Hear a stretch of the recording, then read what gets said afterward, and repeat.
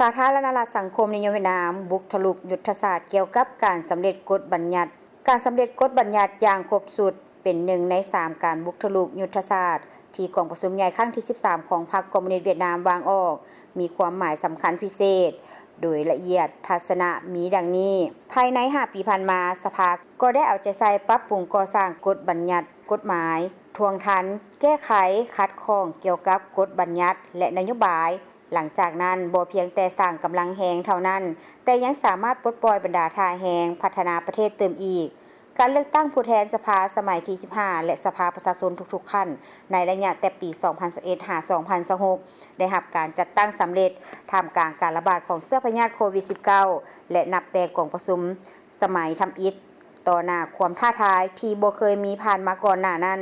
กองประชุมสภาสมัยที่15ได้ออกข้อตกลงที่บ่เคยมีธรรมเนียมเปิดทางให้บรรดากลไกกฎบัญญัติพิเศษและใส่มอบสิทธิ์เป็นเจ้าการกลัวและเข้มแข็งกลัวให้แก่รัฐบาลท่านตาวันหาผู้แทนสภานครดานังกล่าวว่านับแต่เดือนมังกรปี 2022 สภาได้ผ่าน1หางกฎหมายและดัดแก้8กฎหมายว่าด้วยการลงทุนและการประมูล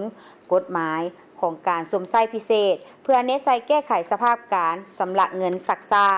สุกยูให้มีประสิทธิผลสูงต่อกับการนำไส้ทุน ODA ส่วนกองประชุมสมัยที่10ได้มีการดัดแก้1กฎหมายและทวงทันแก้ไข15กฎหมายผ่อนผันหลายจุดอุดตันด้านกฎหมายปลดปล่อยทาแหงให้แก่การพัฒนาท่านเวียนกวงทวนสมาชิกสภานครโฮจิมินห์กล่าวว่าภายในกองประชุมใหญ่ครั้งที่13ของพรรคภายใต้ความพยายามที่บ่ฮู้อิดฮู้เมื่อยบรรดามติที่รัฐบาลผันขยายเพิ่มขึ้นทบ2เทื่อถ้าเทียบใส่สมัยก่อนหน้านั้นเคียงคู่กันนั้นก็ได้ผันขยาย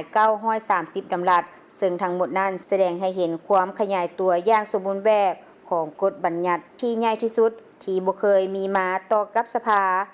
ได้พิจารณาผ่านเกือบ200หางกฎหมายและมติตกลงสำคัญพิเศษส่วนอยู่ในกองประชุมสมัยที่10ได้ผ่าน51หางกฎหมาย